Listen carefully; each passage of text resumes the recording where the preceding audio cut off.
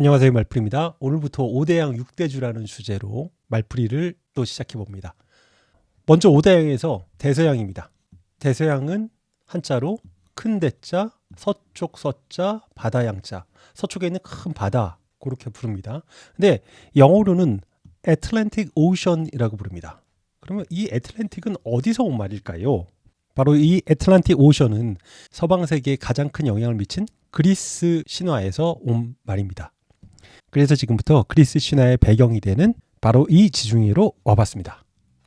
지중해 아시죠? 유럽 쪽과 아프리카 요 사이에 면하고 있는 바다잖아요. 여기 안쪽이 지중해죠. 그럼 여기 바깥쪽, 여기는 뭐죠? 서쪽에 있는 바다? 네, 여기가 바로 대서양이죠. 여기 그림에서 그리스는 이쪽 지역을 말하잖아요. 그러니까 이 안에서는 배 타고 막 자유롭게 다녔죠. 근데 특이한 믿음이 하나 있었는데 여기를 넘어서 이쪽 서쪽, 대서양 쪽, 이쪽으로 나가면 안 된다. 여기로 나가면 죽는다. 왜냐하면 여기는 세상 끝이라고 믿었기 때문입니다. 바로 지구 평평설 때문이죠. 지구는 평평해서 지금 둥글다는 생각을 못했으니까 계속 가다 보면 이쪽 낭떠러지가 있어서 다 떨어져 죽을 거다라고 생각했습니다. 근데 왜 이 바다를 아틀란틱 오션이라고 했을까요? 그 얘기가 이제 시작됩니다. 다시 그 지중해 안에 그리스 지역 여기입니다. 여기로 돌아왔습니다. 요 근처에는 어디가 있었냐면 그 당시 유명한 이집트도 있었고요. 이쪽으로 더 가면 오리엔트 문명의 핵심인 메소포타미아 문명이 나옵니다. 거기서부터 해상까지 문명이 전달되는 페니키아라는 지역도 여기에 있었습니다. 그러니까 모든 문명들이 해상을 통해서 접할 수 있는 곳이 그리스였어요. 그러니까 그리스는 좀 여러 가지로 철학이나 이런 게 발달할 수밖에 없었겠죠. 그리고 이집트와 동방 쪽의 페니키아 쪽에서부터 다양한 종교도 전파가 됐을 거잖아요. 그러다 보니까 그리스 나름대로의 어떤 신화가 형성되게 됩니다. 바로 그 신화가 모든 서양 철학의 근본이 되어버리고 말죠. 그 신화 중에 아주 원초적으로 돌아가서 크로노스와 티탄들의 세상으로 가보도록 하겠습니다. 티탄들이 뭐냐면 예전에 제우스나 뭐 이런 신들이 있기 전에 먼저 있었던 거대한 거인 신들을 말합니다. 티탄이 그런 뜻이에요. 그 티탄들 중에 한 명이 바로 크로노스였습니다. 즉 티탄의 짱이었죠.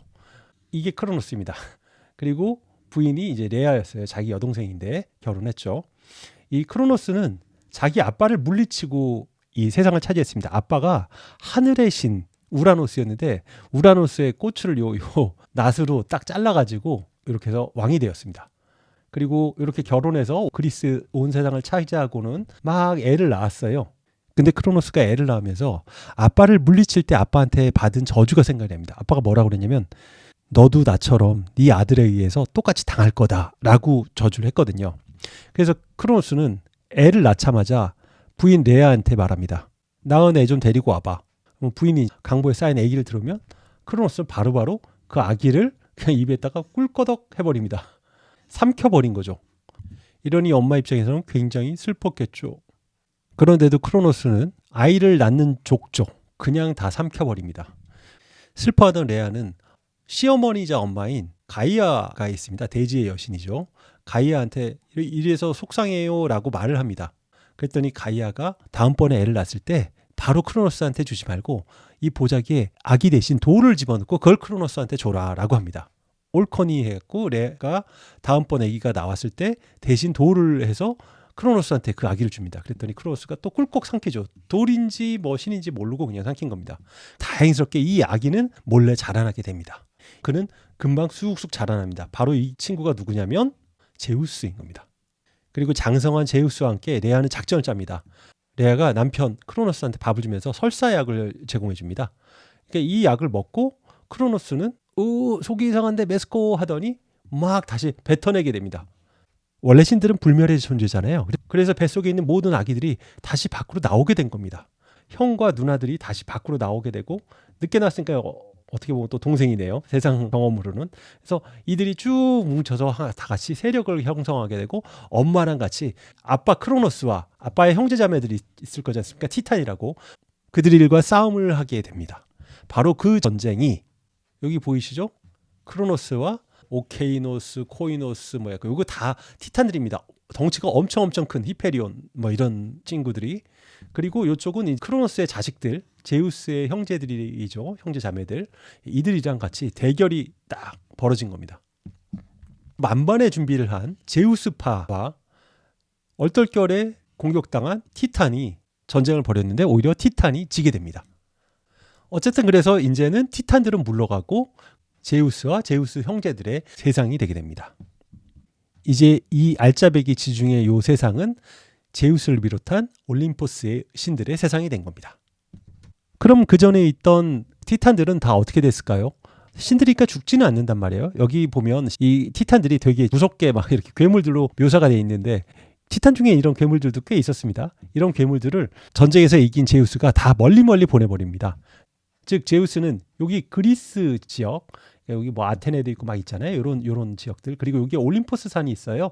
그래서 이 올림포스 산 여기에 신들이 이제 모여서 회의도 하고 뭐 하면서 이 지중해 알짜배기 땅은 자기네가 차지하고 아까 그 신들은 다 이렇게 바다나 어디 아니면 저쪽 끝이나 뭐 좀 사막이나 막 기타 등등 이런 데로 다 유배를 보내버립니다. 바로 이때 이쪽 지역 서쪽 끝으로 유배 갔던 티탄이 한 분이 있습니다. 제우스한테 치면 삼촌인 거죠. 바로 그 티탄이 이름이 아틀라스인 겁니다. 아틀라스. 요게 제우스인데요. 제우스에 비해서 정말 거인이죠. 힘도 되게 세고요.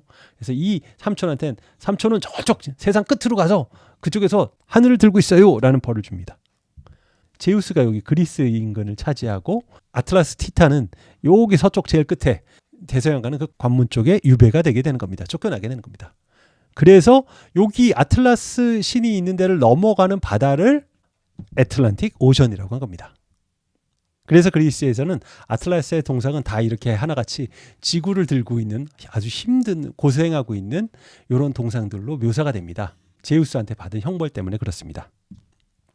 참고로 티탄은 제우스나 이런 거에 비해서 훨씬 거대한 거인 신이라고 했잖아요. 이게 그리스 발음으로 티탄이고 영어로는 타이탄이 됩니다. 스펠링은 이렇게 TITAN 씁니다. 그래서 요 거대하다는 뜻을 따서 타이타닉 배, 엄청나게 컸던 그 배 있죠. 1912년에 대서양 가로질른 그 배의 이름도 타이타닉인 겁니다. 요 영화 디카프리오 나온 제임스 카메론이 만들었던 이 영화도 굉장히 볼만합니다. 그리고 또 우리가 말하는 원소 중에 티타늄이라고 있습니다. 티타늄은 원소 번호가 22번입니다. 질량이 이제 22번이라고 하니까 우리가 말하는 철이 26번이거든요. 그래서 그거보다도 훨씬 가벼운 거죠. 질량이. 그런데 철보다 훨씬 단단합니다. 이게 더. 그리고 내구성도 좋고. 그래서 이제 임플란트도 하고 막 그렇습니다. 그렇게 튼튼하다고 해서 이름이 티타늄 이렇게 붙은 겁니다. 아이폰에서도 티타늄 합금을 했다 뭐 이렇게 갖고 튼튼하다라는 걸로 아이폰도 막 마케팅을 했었죠. 한국에서도 이 타이탄이라는 이름을 한국 기아에서 만든 첫 번째 트럭에 이름을 붙였습니다. 고작 해봐야 1.25톤밖에 안 되는데 그런데도 이제 전보 타이탄이라는 지금으로 보면 너무너무 작은데 그 당시는 이제 이런 트럭이 없었기 때문에 전보 타이탄이라는 이름으로 판매를 했었습니다. 이것으로 대서양 아틀란틱 오션에 대한 말풀이를 마치도록 하겠습니다. 감사합니다.